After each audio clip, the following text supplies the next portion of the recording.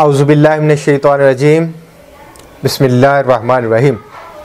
नाज़रीन, मैं हूँ आपका मेज़बान AK आज़ाद। आप देख रहे हैं नवाए इंसान। हमारे वज़ीर दाखिला जनाब शेख रशीद साहब ने आज अपने एक बयान में इंडिया, इसराइल और अफ़गानिस्तान को यकमुश्त ललकारा है और उन्होंने बांगे दोहल ये बात दोहरा दी है कि सी पैक का मंसूबा अगर इसको सबोताज करने की बात करेगा, वो इंडिया हो, वो इसराइल हो या फिर अफ़गानिस्तान की एजेंसी मोसाद या कोई और हो, हम कभी भी इस सी पैक जैसे बड़े मंसूबे को सबोताज नहीं होने देंगे। उन्होंने ये भी कहा कि हमारी अपोजिशन की जमातों को अभी ये समझ नहीं आ रहा कि पाकिस्तान किस तरफ जा रहा है। आने वाले 1 या 1.5 साल पाकिस्तान के लिए बहुत अहम है। उन्होंने कहा 1 साल बाद पाकिस्तान का नक्शा इस खित्ते में बदल चुका होगा। जी नाज़रीन, जब शेख रशीद साहब ये बात कहेंगे कि इंडिया पाकिस्तान के ख़िलाफ़ साजिशें कर रहा है या इसराइल पाकिस्तान के ख़िलाफ़ साजिशें कर रहा है, अफ़गानिस्तान पाकिस्तान के ख़िलाफ़ साजिशें कर रहा है, तो मेरे जैसा नौजवान, पाकिस्तान का हर वो नौजवान, ये स्कूल, कॉलेज, यूनिवर्सिटी या किसी दूसरी सियासी जमात का कारकुन के तौर पे काम कर रहा है, वो हर नौजवान इस हुकूमत के साथ खड़ा होगा, क्योंकि ये हमारी बका का मसला है। अगर इंडिया ने पाकिस्तान की तरफ मैली आंख से भी देखा तो सी पैक जैसे मंसूबे को सबोताज करने की कोशिश की तो पाकिस्तान का नौजवान शेख रशीद के बयान का खैर मकदम करेगा। इसी तरह नाज़रीन, एक और मैं बात करना चाहूँगा। शेख रशीद साहब ने जो बात की कि कश्मीर और सी पैक के मामले पर पूरी कौम मुत्तहिद है, अपोजिशन इस मामले पर कौम को इंतशार में मुब्तला नहीं कर सकती।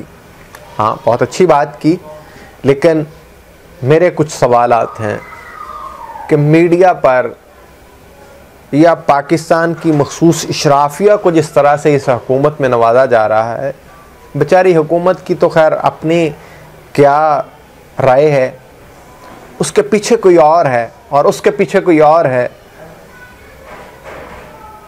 आप मेरी बात का इशारा समझ गए होंगे कि ये मुल्क कौन चला रहा है और किस तरह से ये मुल्क चलता है।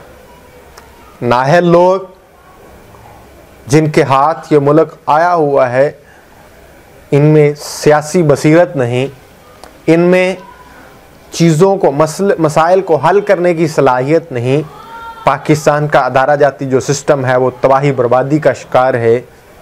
आज हम सूदी कारोबार में, सूदी बैंकिंग सिस्टम की वजह से अपने मुल्क को तबाही के दहाने पर ले जा चुके हैं और माजरत के साथ इस्लामिक बैंकारी के हवाले से जिस तरह से आवाम से आज इस हुकूमत में बिलखसूस धोखा किया जा रहा है, इसकी मिसाल माजी में नहीं मिलती।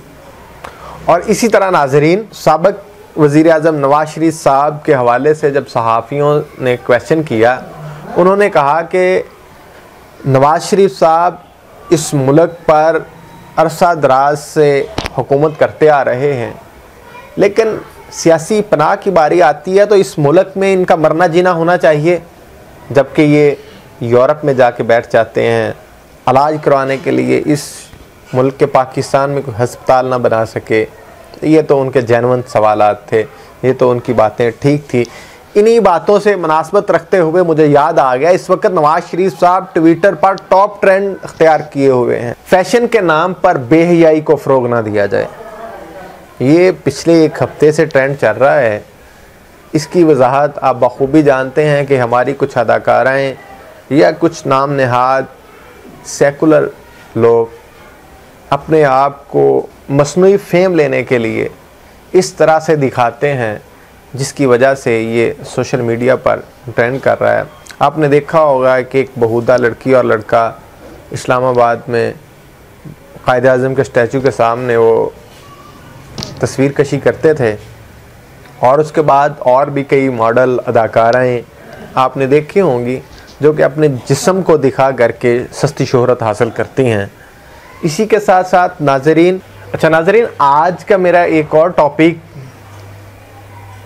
पाकिस्तान की एक अहम ख़तून जो अपनी ज़बान दराजी की वजह से मकबूल आम भी हैं, जनाब आपा फरदौस आशिक ईवान साहबा।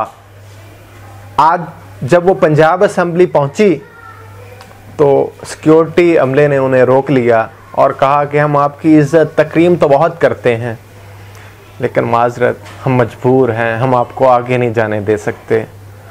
उसे जनाब एस सलीम साहब की तकरीब हलफ बरदारी थी जो कि सियालकोट से ज़िमनी इंतखाबात में मुंतखब हुए हैं।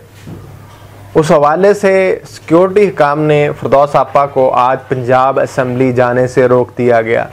नाजरीन, आपको इल्म होगा कि एक वक़्त में ये वज़ीर इत्तलात थी, फिर इन पर वक्त आता है ये वज़ीर आज़म की मावन ख़ुसूसी बनती हैं, फिर एक वक्त इन पर आता है कि ये पंजाब में वज़ीर आला पंजाब जनाब उस्मान बुज़दार साहब की मावन ख़ुसूसी, फिर पंजाब में वज़ीर आला पंजाब की मावन ख़ुसूसी के तौर पर अपने फ़राइज़ सर अंजाम देती हैं।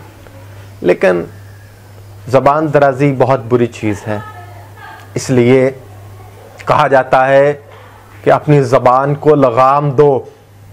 ज़बान वो चीज़ है जो आपके पाक दामन होने पर शक में लोग पड़ जाते हैं। ज़बान ही ऐसी चीज़ है जिसकी वजह से आपकी हड्डियां भी गर्म हो जाती हैं। नाजरीन, बहुत अच्छी चीज़ भी है, इसको अच्छे कामों के लिए, भलाई के लिए जितनी ज़रूरत हो बोलने की उतना बोला जाए तो अच्छा है। ज़्यादा बोलना ये आपको बहुत गलत जगह पे ले जा सकती है। इसी के साथ नाजरीन, मैं आपसे इजाज़त चाहता हूँ कि ज़बान का उतना ही इस्तेमाल करें जितना ज़रूरत है, वरना फरदौस आपा ये इसको बड़ा गरूर था, आज पंजाब असम्बली में दाखिल भी ना हो सकी। बोल के लब आज़ाद हैं। मुझे अपने मेज़बान AK आज़ाद को इजाज़त दीजिए। अल्लाह निगहबान।